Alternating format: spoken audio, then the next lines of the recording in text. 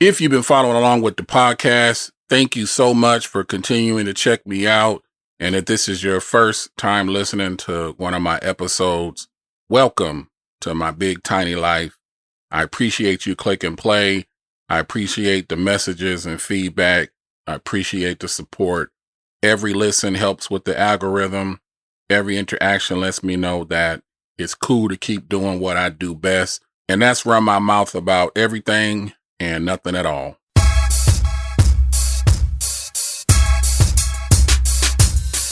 What's up, good people? Thank you for clicking play on another episode of Big Man, Tiny Kingdom.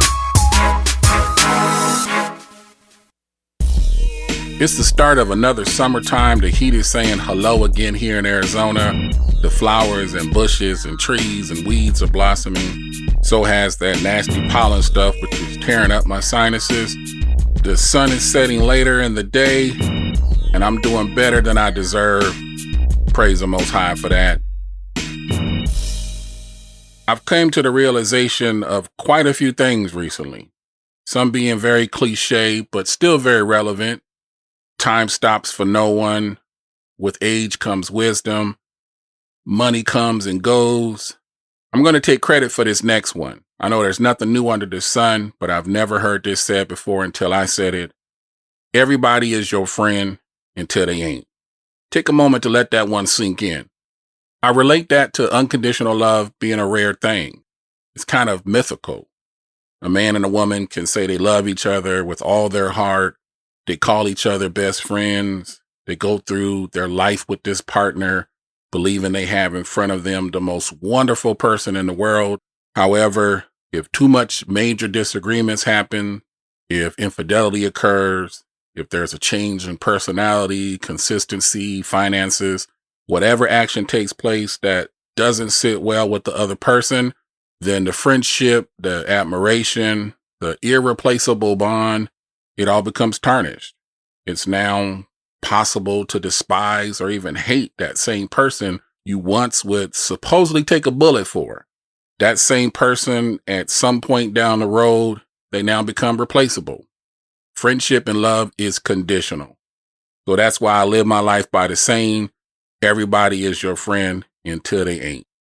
Keeps me from being disappointed, keeps me guarded as well, and to be transparent, maybe my guard's up a little too much.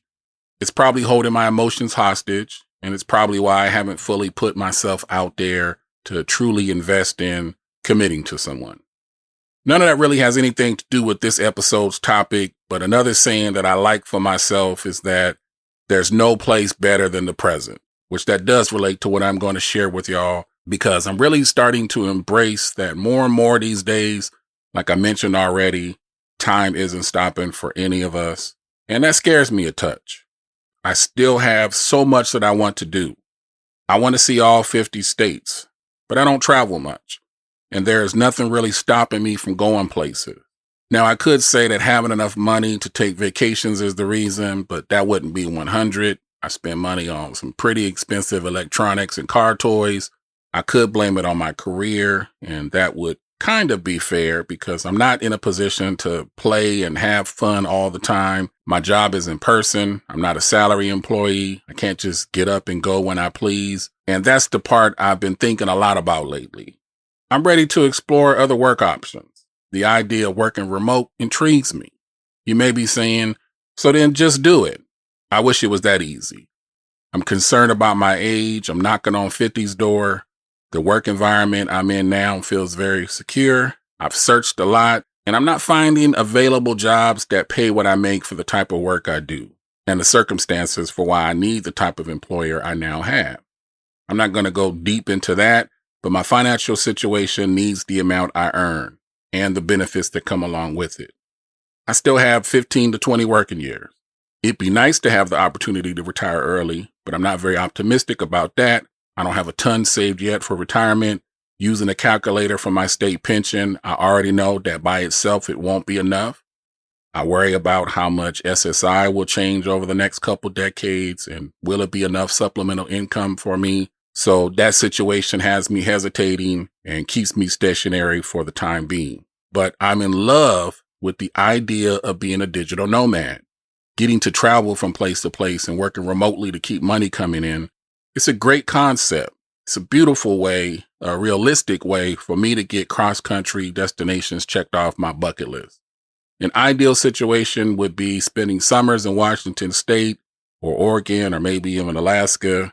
For the spring, I'd love to be in Florida or Georgia, and the fall and winter in Arizona or Texas. Take some time and do a month in the Northeast region. I'd love to check out Niagara Falls, visit family in Baltimore and Virginia, finally get a chance to go see Mount Rushmore, go to Memphis for the blues and barbecue, go to New Orleans for the Essence Festival or Mardi Gras, spend some time at Martha's Vineyard, visit the Hershey's factory, visit Black Wall Street, visit Martin Luther King Jr. National Historical Park. I could keep going on. As you can tell, there are a lot of places that I want to see. I feel like I have the adventurous traveling personality, and I want to figure out how I can maneuver through that type of life. Aside from my career and finances being of concern, I think about weather conditions. I don't want to get stuck in the Midwest when it's tornado season.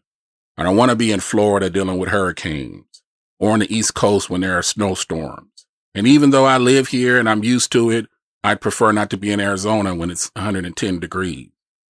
I think about the fuel costs. Traveling in an RV and driving across the country is sure to get pricey. Driving my truck without the RV, I get like 18 to 20 miles per gallon. Add a traveler trailer to it, and it drops down to maybe 10, 12, or 15 miles. And unfortunately, it has to be said, it has to be proactively put in the equation.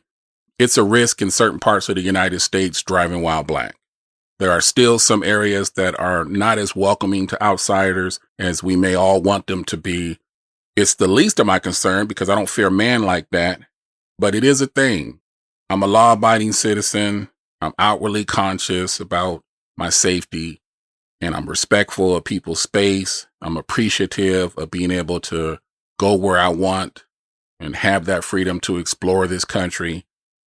Plus, I'm a big old teddy bear, kind-hearted.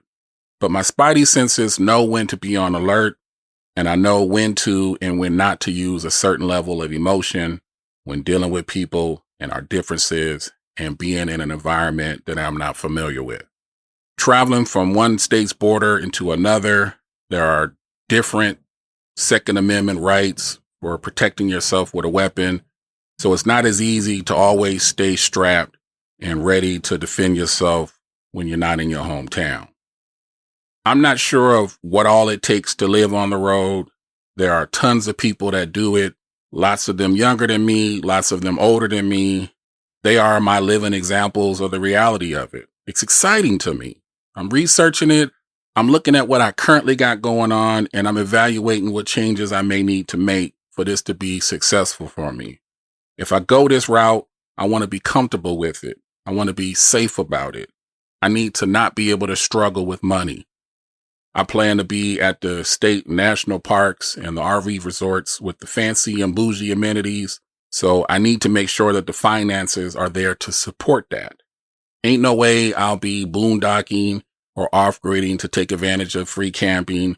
I'm not kicking it with the lions, tigers, and bears or the scorpions, spiders, and snakes. That just wouldn't be me. Decisions. It's kind of overwhelming to figure it all out. But the end result is I see myself living life real big.